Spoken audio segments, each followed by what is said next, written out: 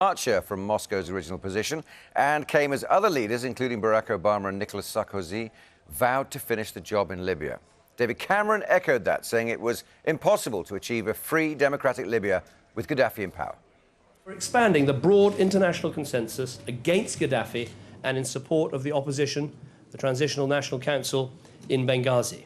Crucially, the G8 nations today reached a unanimous and final verdict on Gaddafi and his regime. The communiqué says that Gaddafi has, and I quote, lost all legitimacy. He has no future in a free, democratic Libya. He must go. Our Europe correspondent Alex Rossi is at the G8 summit in Deauville in France.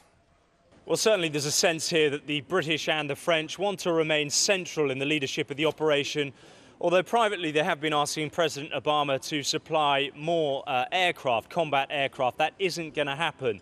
But in terms of material operations, the French and the British are now supplying helicopter gunships. It means that they will be able to go into urban areas and root out those Gaddafi forces that are well dug in.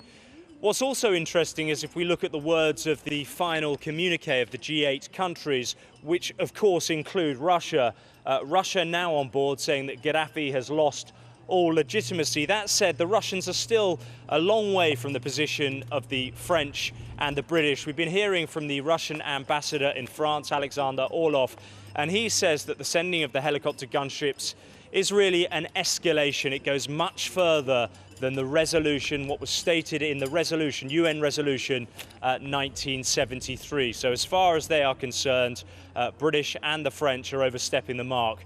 David Cameron, though, he begs to differ. He says that only by getting rid of Gaddafi, and that would include obviously sending helicopter gunships, if that enables that end purpose, that certainly is within UN resolution. So there are differences of opinion, but the overall impression from the G8 is that they are now doing everything they can to ramp up the economic, political and military pressure on Colonel Gaddafi. Alex Rossi there in Deauville. Let's go live to the Libyan capital, Tripoli now, and our foreign affairs correspondent Lisa Holland, who of course is reporting under the supervision of the Libyan authorities. Lisa, this all points to more airstrikes, doesn't it? Yeah, I mean, there's no doubt, I think, that tonight we'll be bracing ourselves for another night of activity. You hear the warplanes through the day, probably carrying out surveillance, and by night, this week has seen some pretty intensive bombing campaigns. Last night as well, towards the later hours of the evening, 5 loud explosions. That, alongside the fact that we understand that the Apaches will be over Libya within the next 24 hours or so, and of course, critically now, this communiqué coming from France, crucially the Russians signing up to it, saying that Gaddafi has lost legitimacy.